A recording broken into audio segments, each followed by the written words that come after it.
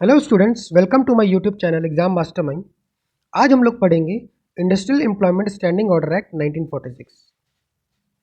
जैसा कि हम लोग ऑलरेडी जानते हैं कि इस एक्ट को सब्ज्यूम कर दिया गया है under code on industrial relation 2020। ठीक है, ये कोड ऑन इंडस्ट्रियल रिलेशन 2020 का पार्ट बन गया अभी एक्ट। ठीक है, इसका एम क्या है? To establish and regulate the terms and condition of employment. ठीक है, जो भी terms and condition of employment है उसको रेगुलेट करने के लिए ये एक्ट आया गया है। इसी टर्म्स एंड कंडीशन को क्या कहा जाता है? Standing order.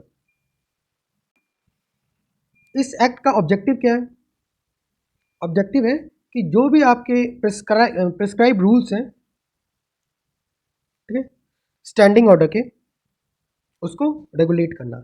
अब ये स्टैंडिंग ऑर्डर में क्या क्या आ सकते हैं? These standing orders covers various aspects such as work hours, leaves, holiday, wages, disciplinary procedures, terminations and other related matters. ठीक है, स्टैंडिंग ऑर्डर में इन सब पॉइंट्स के रिगार्डिंग रूल्स बनाए जाएंगे, जैसे कि holidays, wages, termination of employ and other matters. ठीक है, कंटेंट क्या रहेंगे? कंटेंट हम लोगों ने ऑलरेडी देख लिया। स्टैंडिंग ऑर्डर का कंटेंट क्या रहेगा? जो भी रूल्स एंड रेगुलेशंस है regarding classification of employ, work shift, hours, leaves, holidays, disciplinary actions, grievance redressal procedures. Grievance redressal procedure मतलब क्या हुआ? कोई भी वर्कर को ग्रीवियंस है, ठीक है, तो उसको रिड्रेस करने के लिए क्या क्या प्रोसेस है। ठीक है, terminations and other conditions of services, these are the contents of standing order. मतलब रिगार्डिंग रूल्स एंड रेगुलेशंस, इसके रिगार्डिंग, इन सब पॉइंट्स के रिगार्डिंग। ठीक है, जो भी स्टैंडिंग ऑर्डर बनाया जाएगा उसका प्रॉपर डिस्प्ले होना चाहिए। डिस्प्ले मतलब वर्कर्स को पता रहना चाहिए कि उसके क्या रूल्स एंड रेगुलेशन है, क्या टर्म्स एंड कंडीशंस है। ठीक है, अगर उस रूल्स एंड रेगुलेशन में कोई मॉडिफिकेशन कर रहे हैं या फिर अमेंडमेंट कर रहे हैं तो उसको भी सर्टिफाई करना पड़ेगा बाय द सर्टिफाइंग ऑफिसर।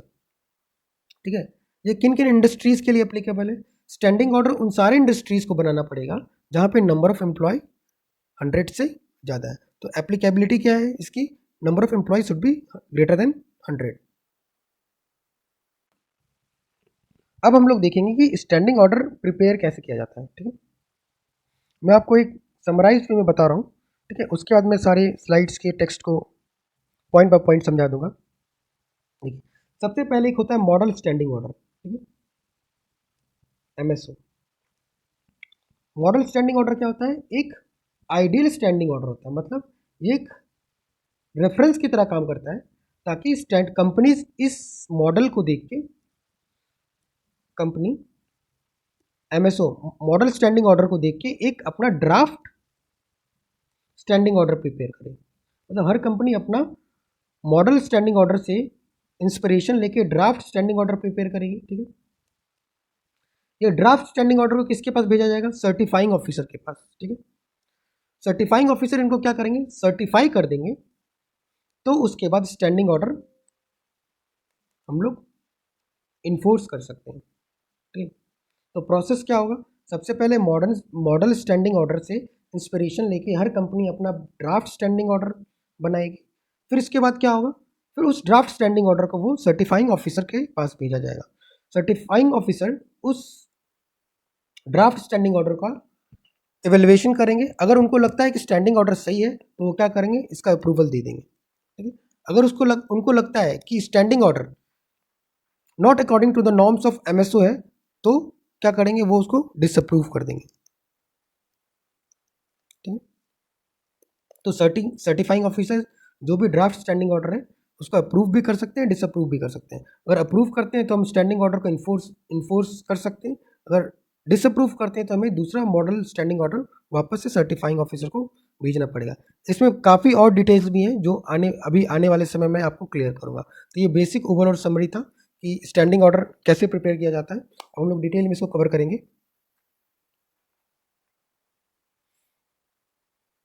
इसमें अप्रोप्रिएट गवर्नमेंट कौन कौन से हो सकते हैं? सेंट्रल गवर्नमेंट भी हो सकते हैं, स्टेट गवर्नमेंट भी हो सकते हैं। सेंट्रल गवर्नमेंट किस किस केस में होंगे? ठीक है, कोई सेंट्रल गवर्नमेंट की कंपनी उसमें होंगे, या फिर कोई पोर्ट है, या फिर माइन है, या फिर ऑयल फील्ड है। तो इन सब केसेस में कौन अप्रोप्रिएट गवर्नमेंट रहेगा? Central government. ठीक है, in all other cases appropriate government कौन रहेंगे? State governments. ओके, देखिए अब सर्टिफिकेशन कैसे होता है। The act mandates that employ employer submit the draft standing order to certifying officer. जो भी एम्प्लॉयर है वो क्या है, एक ड्राफ्ट स्टैंडिंग ऑर्डर प्रिपेयर करेगा और उसे किसके पास भेज देगा, certifying officer for approval. The certifying officer reviews the draft and ensures that the provision of the act are met. वो क्या करेंगे, वो रिव्यू करेंगे और इंश्योर करेंगे कि सारे एक्ट के प्रोविजंस को वो मिट कर रहा है कि नहीं, ठीक है, फॉलो कर रहा है कि नहीं, ठीक है। And the interest of both employer and employees are protected, ठीक है। अब ये जो ड्राफ्ट सबमिट किया जाएगा वो कब किया जाएगा, विद इन 6 मंथ, ठीक है। कोई भी नई कंपनी है तो उसे 6 महीने के अंदर अपना ड्राफ्ट स्टैंडिंग ऑर्डर सबमिट करना पड़ेगा, या फिर जो भी एग्जिस्टिंग इंडस्ट्रीज थी, ठीक है, जैसे ही ये लॉ एप्लीकेबल हुआ, ठीक है, जैसे 1946 में ये लॉ एप्लीकेबल हुआ, ठीक है, तो उसके 6 महीने के अंदर, ठीक है, सारी एग्जिस्टिंग कंपनी को क्या करना था, मॉडल स्टैंडिंग ऑर्डर या फिर draft standing order certifying officer के पास अप्रूवल के लिए भेजना होगा, ठीक है। तो 6 महीना ये इंपॉर्टेंट डेट है कि 6 महीने के अंदर जो भी है आपको draft should be submitted to the certifying officer, ठीक है। एक ड्राफ्ट की कॉपी ट्रेड यूनियन या फिर वर्कमैन के पास भी जाएगा, क्यों, क्योंकि उनका अप्रूवल भी जरूरी है। अगर वो लोग चैलेंज करना चाहें तो चैलेंज कर सकते हैं विद इन 15 डेज, ठीक है। सर्टिफाइंग ऑफिसर के पास ड्राफ्ट जाने के बाद सर्टिफाइंग ऑफिसर क्या करेंगे, एक कॉपी किसके पास भेजेंगे, ट्रेड यूनियन या फिर वर्कमैन के पास, ठीक है। अगर उनको कोई ऑब्जेक्शन है तो विद इन 15 डेज वो लोग ऑब्जेक्ट कर सकते हैं, ठीक है। अगर वो लोग ऑब्जेक्शन कर रहे हैं तो वापस से नया ड्राफ्ट तैयार किया जाएगा। लेकिन इन केस कोई ऑब्जेक्शन नहीं हुआ, once certified by the officer the final copy will be sent within 7 days. अगर सर्टिफाइंग ऑफिसर ने सर्टिफाई कर दिया स्टैंडिंग ऑर्डर को, तो जो भी फाइनल कॉपी है उसको 7 दिन के अंदर क्या किया जाएगा, वापस से एम्प्लॉयर के पास भेज दिया जाएगा, ठीक है। अगर सर्टिफिकेशन के बाद भी क्या ऑप्शन रहता है ट्रेड यूनियन के पास कि वो अपील कर सके, हाँ, सर्टिफाई करने के बाद देखिए ड्राफ्ट के लिए कितना टाइम रहता है, 15 डेज, लेकिन फाइनल जो भी हो गया है स्टैंडिंग ऑर्डर, ठीक है, उसके खिलाफ भी आप within 30 days complaint raise कर सकते हैं, ठीक है। One certified by the certifying officer final copy will be sent within 7 days. Any employer और ट्रेड यूनियन, कोई भी इन तीनों में से कोई भी, can appeal within 30 days against the final decision of authority, ठीक है। जो भी फाइनल ऑर्डर आया है उसके खिलाफ भी आप विद इन 30 डेज अपील कर सकते हैं।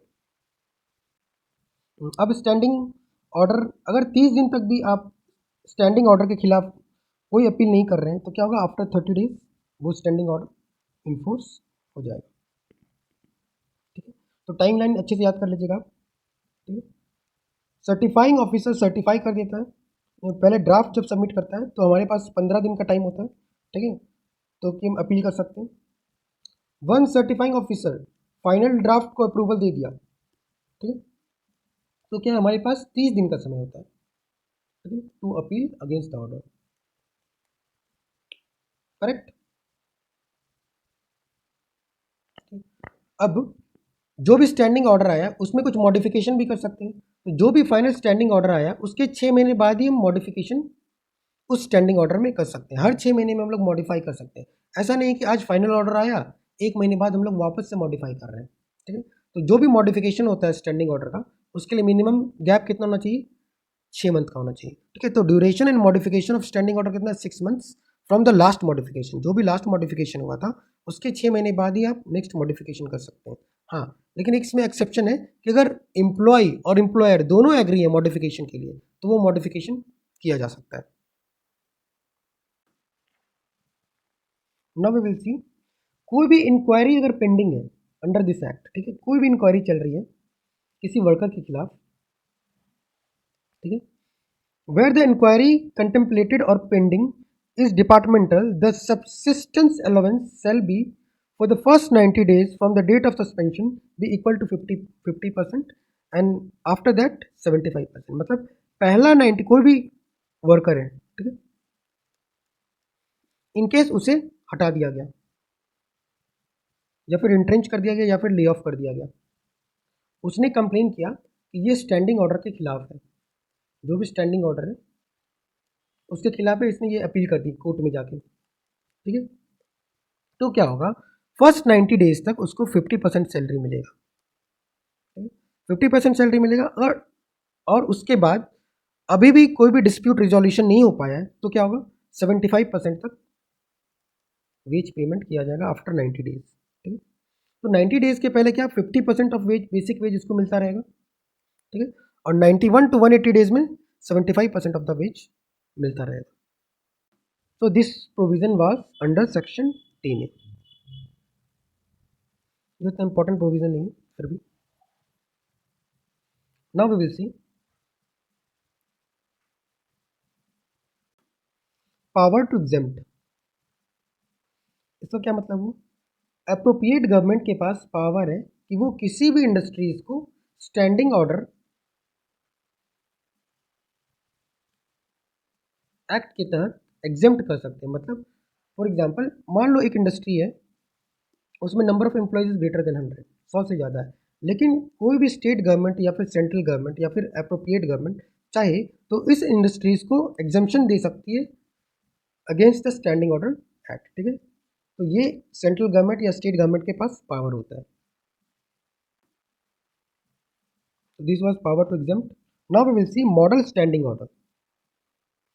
मैंने आपको पहले ही बताया था मॉडल स्टैंडिंग ऑर्डर क्या होता है, एक सेट ऑफ रूल्स रहता है जिसको क्या करते हैं, ड्राफ्ट स्टैंडिंग ऑर्डर प्रिपेयर करने में हेल्प करता है ये मॉडल स्टैंडिंग ऑर्डर। जैसे फॉर एग्जांपल एक प्रॉपर फॉर्मेट दिया रहेगा कि इसी टॉपिक पे आपको स्टैंडिंग ऑर्डर प्रिपेयर करना है, तो वो क्या रहता है, उसे क्या कहते हैं, मॉडल स्टैंडिंग ऑर्डर। और ड्राफ्ट स्टैंडिंग ऑर्डर क्या होता है, जो एक्चुअल में इंडस्ट्रीज बनाती हैं। ठीक है, किससे इंस्पिरेशन लेके, मॉडल स्टैंडिंग ऑर्डर से लेके। ठीक है, ये किस में डिफाइंड है, schedule 1 of the rule, schedule 1 of the act में क्या डिफाइंड है, मॉडल स्टैंडिंग ऑर्डर्स। ठीक है, इस शेड्यूल 1 में कुछ मॉडिफिकेशन किया गया है। ठीक है, to include fix term employment, जैसे फिक्स टर्म एम्प्लॉयमेंट किसे बोलते हैं, कॉन्ट्रैक्चुअल वर्कर्स के लिए। ठीक है, and has provided for parity of fixed employment with the permanent workman. ठीक है, कॉन्ट्रैक्चुअल वर्कर्स के लिए इसमें प्रोविजंस लाया गया है मॉडल स्टैंडिंग ऑर्डर्स में अमेंडमेंट के थ्रू। और ये क्या कहा गया है कि जो भी पैरिटी मतलब डिफरेंसेस हैं आपके परमानेंट और कॉन्ट्रैक्चुअल वर्कर्स में, उसको कम से कम किया जाए। तो this was model standing order, इसमें कुछ अमेंडमेंट भी हुआ था ताकि जो भी परमानेंट वर्कर हैं और कॉन्ट्रैक्चुअल वर्कर्स हैं उनके डिफरेंसेस को कम किया जाए। ये सेक्शन 12A में क्या है, सेक्शन 12A में याद रखिएगा simply model standing order mention किया गया है सेक्शन 12A में। ठीक है, याद रखिएगा मॉडल स्टैंडिंग ऑर्डर में दो चीज़ याद रखिएगा, ये सेक्शन 12A में है और शेड्यूल 1 में है, वेरी इंपॉर्टेंट। ठीक है, अब पेनल्टी क्या होगी अगर कोई भी स्टैंडिंग ऑर्डर को फॉलो नहीं कर रहा है। ठीक है, मतलब स्टैंडिंग ऑर्डर प्रिपेयर नहीं कर रहा है, उसकी पेनल्टी क्या होगी, 5000 रुपीज़ फाइन्स।